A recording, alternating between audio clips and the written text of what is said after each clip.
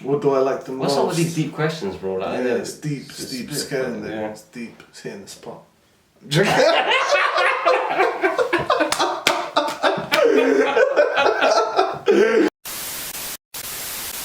Today we're doing a video which we should have done a long time ago. Actually, it's been what? 3 months. 3 months. Like last year. Bro. 3 years. So today we're doing a Q&A session. We're answering questions that you guys have asked us and try to be as honest as possible. Isn't that right, Hamza? Yeah, inshallah. Don't worry, guys. If he lies, I'm gonna expose him. Okay, so.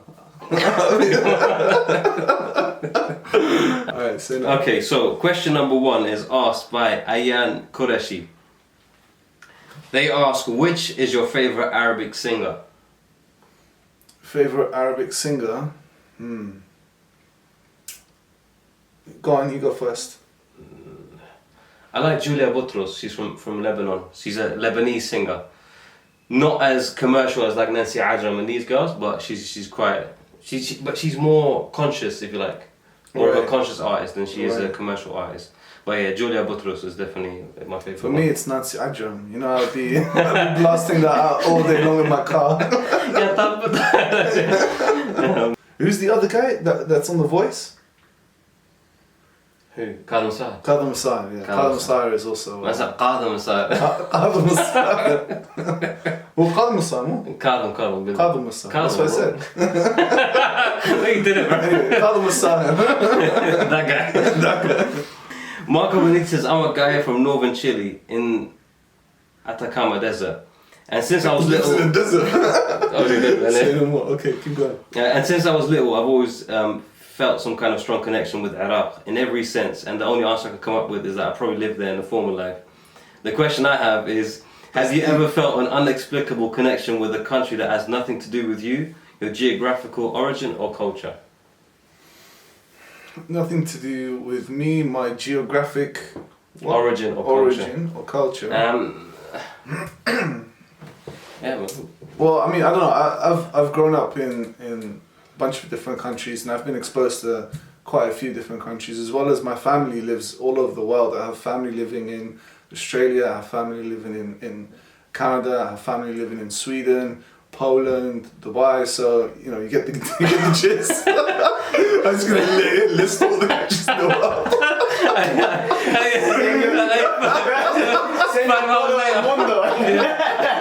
Sierra Leone, obviously. Nigeria.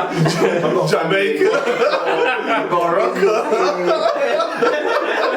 No, but what I was trying to say, the point that I was trying to make is that I've had influences from many different countries, and so you know you feel attached to one way or another to those countries. So I don't know where I've lived in a former life, bro, but it must have been somewhere in South America because I love that part of the world.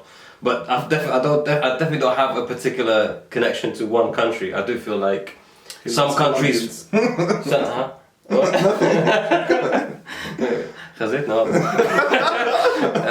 So I do feel like some countries sit better with me than others, and I feel more of a connection, but merely because the people there have been more warm and more welcoming. Not so much because I've felt like I've been there in a former life. Yeah, so I definitely would say maybe the Middle East, North Africa, and South America. I was just gonna say, like South America is definitely something which I think you know has a lot of similarities to our culture, and it's like, you know, when you go there, you don't feel at home, but you feel like it could have been your home. Yeah, I agree. They look like us. They have similar culture. They have similar kind of mannerisms. Yeah. So, Ghanam, what do you feel more British or Arabs in terms of culture, lifestyle, family, and who you belong to? 100% Arab. I agree. 100%. I agree. 100% Arab. Like, obviously we both speak English, we both live here, but there's no way I don't feel anything but Arab. I definitely feel like there's obviously been influences from English culture and maybe some Dutch culture, but yeah, definitely Arabic. There's no question about that. Muhammad As-Salman asks, what are their majors in university? What is your major? So we don't have a major or minor. Yeah, you just study one subject, right? So I studied mathematics. And I'm a graduate in law. We don't have the whole major minor system. Mariam asks, is there any country in the Middle East that you have not visited that you would like to visit? So that's more specific to the Middle East. Right. Specific to the Middle East, where would I want to visit? I think Lebanon. Lebanon, I yeah. really want to explore Lebanon more. We were actually meant to go this summer, Yeah. but because of COVID, it's not been the right time to do so. No, but obviously, they're going through some tough times right now. And on top of that, you have COVID, so it's definitely not been It's a definitely, good year. definitely not the right time. So Ryan Osama says, as a guy, would you consider dating a girl from a marriage app, and do you think that them relations are long term, or does it only depend on physical attraction and nothing happens in the future? Yeah. Oh, I start. I think it's something that isn't like super out of the ordinary now, and I think it's a normal thing. Would I do it? Probably not. Probably not. What's that app called? The Muslim Tinder? Mismatch. Mismatch.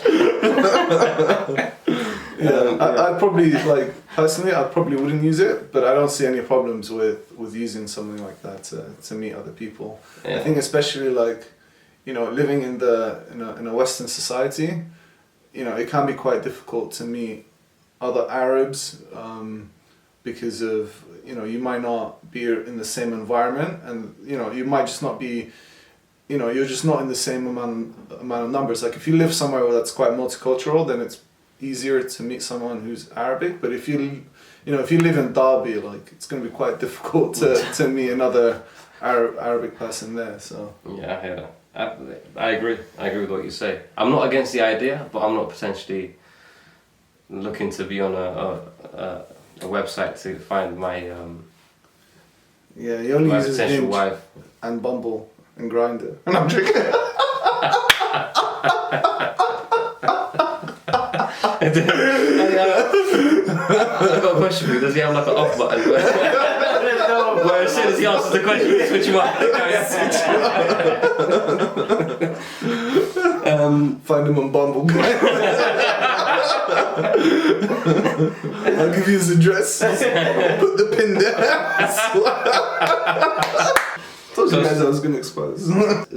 Since I'm half Iraqi, half Iranian, I want to know if you would marry someone from a different background, ethnicity, even though Iraqis and Iranians are pretty similar. I would, yeah. I don't think there's any issue with marrying someone from a different background, but it has to be someone who's compatible with your culture, at least. I agree. As long as it's compatible, it works. I agree. I think if it's too far from my own culture, I might think about it twice. But generally, if somebody's Iraqi or Arab, I'll probably give them more of there's more space for me to maneuver than if somebody's completely not from my background. It might be a bit. It's not impossible. It's just much harder. Yeah. For it to be compatible, so you really need to find the right person. Yeah. But I think if you find the right person, and this is someone that you really love, and I think it's possible then. I think so too. Any issue. I think you could definitely make it work, but Yeah. yeah. Let me call Stacey. Let me call Stacey. Stacey, baby, we're doing it.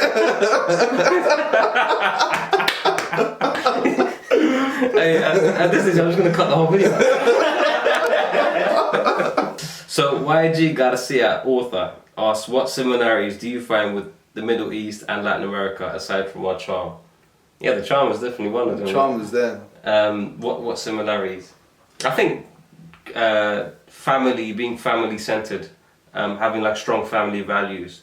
Being family orientated. Oriented, yeah. That's the one. Is it orientated or oriented? Orientated. Oriented. Oriented. Yeah. Yeah, family oriented. Yeah, don't It's, judge. I think family orientation is definitely one of them. Second one I would say is respect for the wider community. At least the community I found myself in. I do feel like they have more of a community vibe. People ask about each other, they check up on each other. If they make food, they tend to share that with their neighbors. That's definitely. Do Latin America have a beard? Like people have a beard there, no? They do. they look similar to us, is what I meant to say. I agree. They're very similar to us. Nisreen asks, in your opinion, which Arabic dialect is the hardest to understand and which is the easiest? That's a very good question. Hardest to understand is probably Moroccan. Why وش حمقت ولا؟ تقول المغربية. Honestly, it's so difficult to understand. It's like a different language. Oh yeah, go away. الزنك الأولى, الزنك الثاني. If you pay attention to it carefully, if you actually listen to it, their dialect's different. But if you actually listen to them closely, it's very Arabic. I didn't say it wasn't Arabic. No. I mean, like in terms of like, when I say Arabic, I mean like fasih. It means it's like very fusha. If you actually listen to it properly. Right. But yeah, because they tend to speak quite quick. They have some French mixed in there. Sometimes even Spanish thrown in there. It might sound a bit like روينا في القوسين. Like we don't ever say that. Like so yeah. Sometimes it can be hard to understand. But I think عموميا is for me is definitely up there with the most difficult to understand. What's the easiest though? Easiest, I mean, for me, I think it depends on the person. Like, for me, the easiest is going to be whatever is closest to Iraqi dialect. But made apart from your own country. Yeah. So the closest to Iraqi is probably like Palestinian.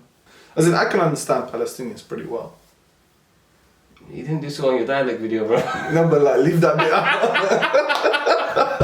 Palestinian. I was just about to say Okay, that. I'm gonna use it. It's fine. Palestinian. I was gonna say Palestinian. No, I think this is like Syrian. No, man. Or Lebanese. No, bro. Long story short, I'm not good at dialects. But I like the Palestinian one. I think Kuwaiti is probably the easy. Yeah, Khaliji.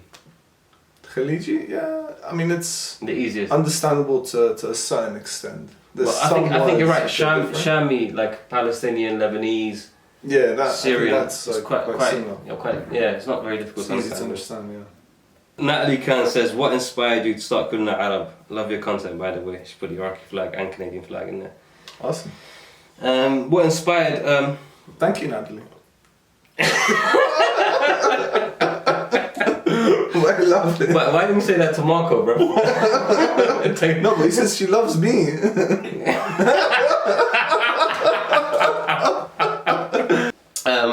I think generally just a lack of positive attention on Arabs generally. Whenever you see Arabs, you tend to get an image of them being a bit extreme and essentially not being represented accurately in the wider media. So I think one way of tackling that would be by starting a YouTube channel that covers topics from very kind of light-hearted ones to a bit more serious, where you see Arabs being normal, your normal day-to-day Arabs, people like Muhammad and I. So it's to normalize our culture and to celebrate the way we are, and at the same time also, I have a lot of fun making these videos.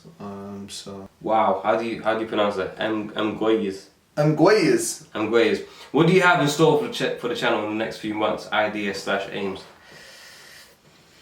Very good question. Can't give all the secrets away. He wants to know everything. For that, you gotta pay me, brother. But yeah, Patreon link down below. we have 0 patrons, bro. It's embarrassing. But anyway, we'll get there. We'll get there. What do you what I have in store is just for now to make more videos. I have plans of doing some stuff outside of YouTube, but that I can't do quite yet without any patrons. So if you're on a Patreon yet, make sure you become one. Yes_Elm says, no question, just wanted to say I love what you guys do and the Kulna Arab spirit. Love my Arab roots. Thank you, man. Love you too. Thank you, appreciate it. That's very kind. Okay, so Kara Pussy 236 says, the thing you like the most about the Arabic culture. What do I like the most? What's up with these deep questions, bro? Like, yeah, it's deep. It's getting there. Yeah. It's deep. It's hitting the spot.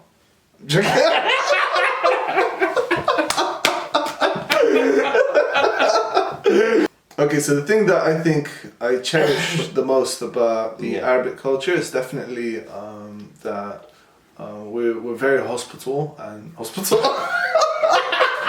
Thank you for your hospitality. You've been very hospitable. You've been very hospitable. And I've been very cheeky.